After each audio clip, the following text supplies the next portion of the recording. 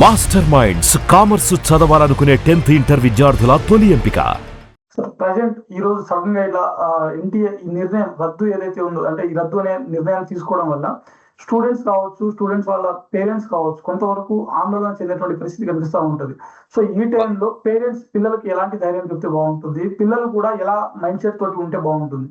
Sir వాస్తవం sir, మీరు చెప్పినట్టు ప్రతి స్టూడెంట్ రీ ఎగ్జామ్ అంటేనే చాలా పానిక్ అవుతున్నారు.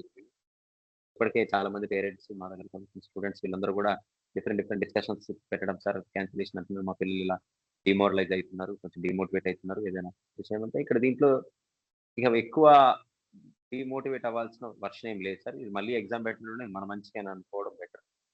గతంలో ఎక్కడో పేపర్ చూసి రాసిన స్టూడెంట్కే ఎక్కువ మార్కులు వచ్చి కొంచెం సంవత్సరం అంతా కూర్చొని చదివిన స్టూడెంట్స్ అందరికి కూడా యావరేజ్ తగ్గిపోయే ఛాన్సెస్ లాస్ట్ పేపర్ అంటే మొన్న జరిగిన మే థర్డ్ పేపర్లో జరిగే అవకాశం ఉంది కాబట్టి, ఇప్పుడు సెల్ఫ్ పొటెన్షియల్తో మళ్ళీ పకడ్బందీగా జరిగే ఎగ్జామ్కి మళ్ళీ రాసిన మెథడ్లోనే మళ్ళీ చదివి ఒకసారి అప్లై చేస్తే students would be in safe zone అని నేను అనుకుంటాను సార్. అంటే కొంచెం దీంట్లో చదివిన స్టూడెంట్స్, సబ్జెక్ట్ గెయిన్ అయిన స్టూడెంట్స్కి మేలు జరుగుతుంది.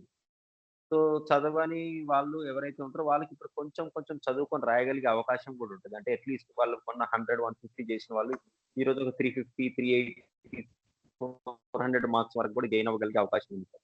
ఈ టైంలో ఏంటంటే మంచి టీచర్ అసిస్టెన్స్ తీసుకొని, ఎందుకంటే ప్రతి చోట సెంటర్స్ అన్ని కూడా అన్ని హాలిడేస్ ఇచ్చేసి లోనే ఉంటాయి కూడా, దే విల్ గెట్ బెనిఫిటెడ్ అని చెప్పబోతున్నాం సార్.